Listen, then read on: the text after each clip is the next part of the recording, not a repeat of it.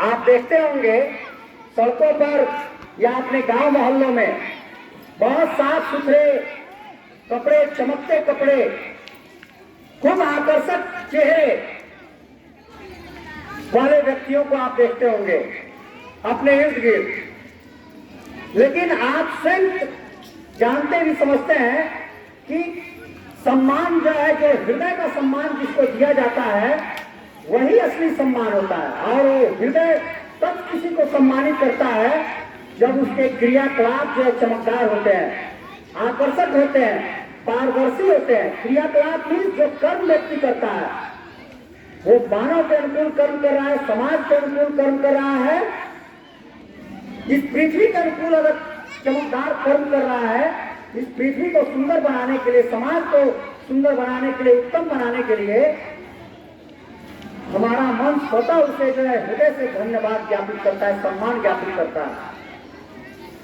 मैंने कहा भी था बच्चों को कि नए सत्र से, यानी कि 2025-26 के सत्र से आपके विद्यालय में 6 to 8 में, वहां पे कौन बात कर रही है सर? कर रहा है सर।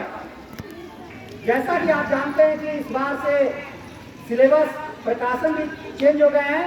अब एनसीईआरटी की बुक आपके सिलेबस के अंतर्गत जो चल रही है, और ऐसी सूचना भी मिल रही है कि अगले सत्र से पूरे वर्ग में एनसीईआरटी की किताबें जो है लागू होने जा रही है। ऐसी खबरें मैंने देखी थी।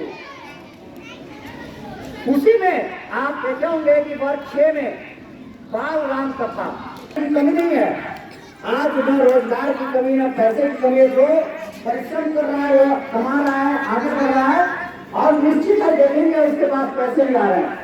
मैं उन व्यक्तियों को भी देख रहा हूँ जो ठेला चला करके भी आज जो है, जिनके सीढ़ी तक जो है ग्रेनाइट लगे हुए हैं, घर में एसी लगा हुआ है, ठेला चला रहे हैं, चाट बेच रहे हैं, चाय बेच रहे हैं।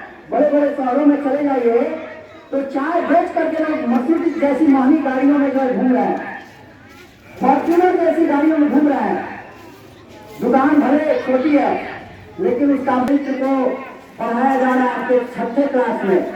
मैंने कहा भी था पढ़ाने के क्रम में कि आप भगवान राम के चरित्र को, बाल चरित्र को देखें। मैंने एक दिन क्लास में कहा भी कि जो रामानंद सागर ने सीरियल बनाया जो है रामायण, मुझे लगता है कि आज भी अगर कोई संवेदन, उस रामायण को आप शुरू से लेकर 1 घंटे तक देखने के लिए मैंने कहा था, या 1 घंटा देखिए। और जिस समय भगवान राम का बाल स्वरूप में यज्ञोपवीत संस्कार के बाद जब उनको गुरु के आश्रम में भेजा जा रहा है, तो देखें उनके पिताजी क्या उनको उपदेश दे रहे हैं, शिक्षा दे रहे हैं। मैंने कहा था कि नहीं बच्चों से क्लास में कि हमें बताएं कि क्या उनके पिताजी जो राजा दशरथ थे, प्रतापी राजा थे, एक राजकुल में पैदा होकर के, और उनके बच्चे जो है गुरु के आश्रम में जब जाते हैं तो यज्ञोपवीत संस्कार मतलब बाल में छिड़वा दिए जा रहे हैं, उनके जनेऊ धारण करवा दिए जा रहे हैं। और तब जो है गुरु के आश्रम में जब भेजा जा रहा है तो पिता कह रहे हैं कि तुम भी वहां पर, तुम राजकुल के बच्चे हो, लेकिन तुम भी अन्य बच्चों की तरह दिखो, इसीलिए जो है ऐसा किया जा रहा है। वैसे ही समाज हो या विद्यालय हो, भेदभाव जो है उसके कर्म के आधार पर होता है, पहचान उसके कर्म के आधार पर उसकी बनती है। और जब गुरु जी शिक्षा दे रहे हैं तब भी आप देखें कि क्या शिक्षा दी जा रही है गुरु के द्वारा। उसीलिए आपके क्लास में राजकुल में पैदा लेने के बाद भी उन्हें ठोकरें खाने पड़ी, अपने हक के लिए लड़ना पड़ा, लेकिन कर्तव्य उन्होंने नहीं छोड़े। आज जो महत्वपूर्ण दिवस सरकार के लिए बात कर सकते हैं, यदि आप अपने ईमानदारी से कर्तव्य का निर्वहन करेंगे तभी आप अपने गुरु जी से भी अपने अधिकार की बात कर सकते हैं।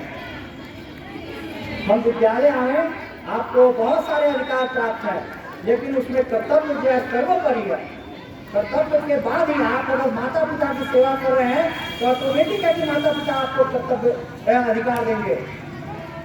तो आज की पीढ़ी जो है, जिसको जो चाहिए वही चीज चेतना सत्र में बतलाई जाती है कि आप किस प्रकार मजबूत हों, किस प्रकार स्ट्रॉन्ग बने, कि आने वाले समय में आपके कंधे पर जब जो भार रखा जाए तो आपके पैर न बढ़ाएं, आप जो कमजोर न पड़े। आ रहे हैं अनिल सर और आज के दिवस ज्ञान के बारे में आपको समझाएंगे और ध्यानपूर्वक आप सुने।